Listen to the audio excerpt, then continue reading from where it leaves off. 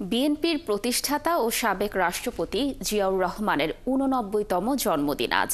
দেশের ইতিহাসে এক ক্ষণজন্মা রাষ্ট্রনায়ক। নানা কারণে তিনি বাংলাদেশের জাতীয় ইতিহাসের গুরুত্বপূর্ণ ও গৌরবোজ্জ্বল অধ্যায়ে স্থান করে নিয়েছেন। তার সততা, নিষ্ঠা, গভীর দেশপ্রেম, বলিষ্ঠ নেতৃত্ব স্পর্শ করেছিল দেশের গণমানুষের হৃদয়। মহান স্বাধীনতার ঘোষণার মধ্য দিয়ে ইতিহাসের নতুন এক অধ্যায়ের সূচনা করেছিলেন জিয়াউর রহমান। আরও জানাচ্ছেন সহকর্মী শফিকুল হক। রাষ্ট্র পরিচালনার ব্যাপারে জিয়াউর রহমান সৈনিক জীবনে যেমন চরম পেশাদারিত্ব দেখিয়েছেন, ঠিক জাতীয় সব সংকটকালেও শক্ত হাতে হাল ধরেছেন। 1971 সালের ২৬ মার্চ দিগ্ভ্রান্ত জাতিকে আলো দেখিয়েছিলেন এই জিয়াউর রহমান। স্বাধীনতার ঘোষণা, পরবর্তী ৯ মাসের রক্তক্ষয়ী মুক্তি সংগ্রাম, সমন্বয়কের দায়িত্ব পালন করেছেন একটি সেক্টরের অধিনায়ক হিসেবে।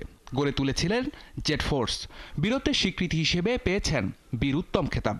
জিয়াউর রহমান ছিলেন একজন পেশাদার সৈনিক।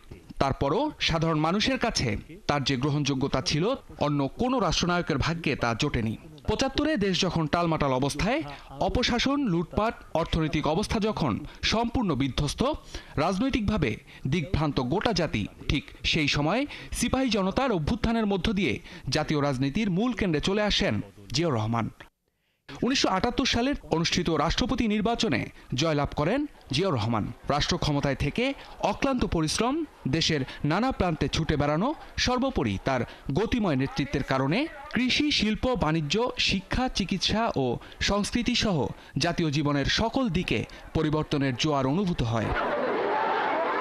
19৭৮ সালের ১ সেপ্টেম্বর বাংলাদেশ জাতীয়তাবাদী দল বিএনপির প্রতিষ্ঠাতাও তিনি। রাষ্ট্র পরিচালনায় ছিলেন মাত্র কয়েক বছর। তা সত্ত্বেও নিজ কীর্তিতে গণমানুষের হৃদয়ে স্থান করে নেন সাবেক এই রাষ্ট্রপতি। তবে রাষ্ট্র পরিচালনাকালীন অনেক ষড়যন্ত্রের শিকার হতে হয়েছে তাকে। সবশেষ 19৮১ সালের ৩০ মে চট্টগ্রাম সার্কিট হাউসে এক ব্যর্থ সামরিক অভ্যুত্থানে জীবনাবসান হয় গণমানুষের প্রিয় এ নেতার। দেশ হারায় তার সূর্য সন্তানকে, আর জাতি হারিয়েছে দেশ গড়ার মহান নায়ককে। তবে দেশের ইতিহাসে বৃহৎ জনসমাগম ঘটে শহীদ প্রেসিডেন্ট জিয়ার জানাজায়। এর মধ্য দিয়ে প্রমাণ হয় কতটা জনপ্রিয় রাষ্ট্রপ্রধান ছিলেন জিয়াউর রহমান। শফিকুল হক, ৭১, ঢাকা।